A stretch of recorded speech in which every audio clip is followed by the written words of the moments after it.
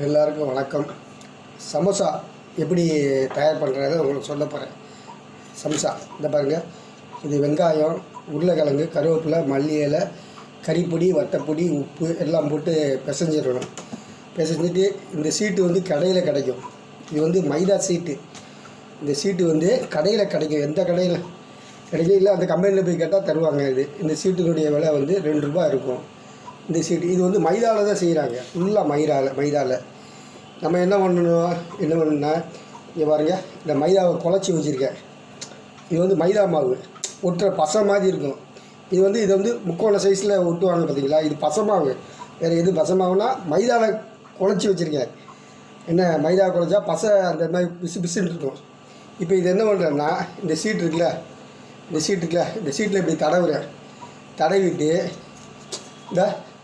இப்படி ஒரு சின்ன வேஸ்ட் தூள் இருக்குல்ல, இந்த மாதிரி தூள்கள்லாம் இருக்கும். இந்த தூள்களை எடுத்து இப்படி வச்சு இங்கே பாருங்கள், அப்படி முக்கோணம் மாதிரி மடிக்கணும்.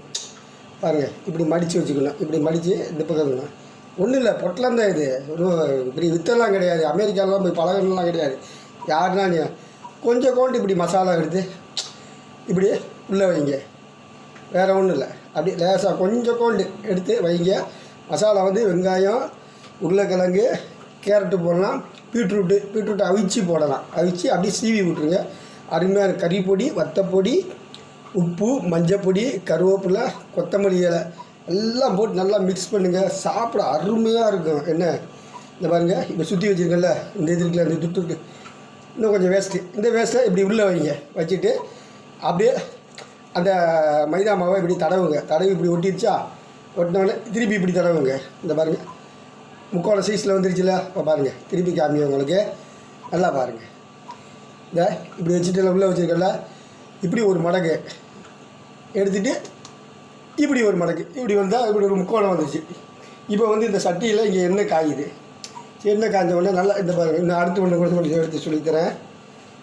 இதே மாதிரி எடுத்துக்கிட்டு ஒரு வேஸ்ட் எடுத்து அப்படியே வச்சுட்டு அப்படியே இந்த பாருங்கள், அப்படியே மடிச்சுட்டு அப்படியே கொஞ்சம் மசாலா உள்ளே வைங்க.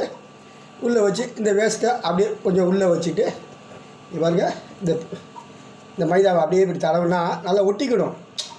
ஏன்னா கலண்டுறாது, எண்ணெயில் போட்டால் கலந்துடும். அதனால் கலராத அளவுக்கு அப்படியே அந்த முக்கோண சைஸில் முக்கோண சைஸ் வந்துருச்சா.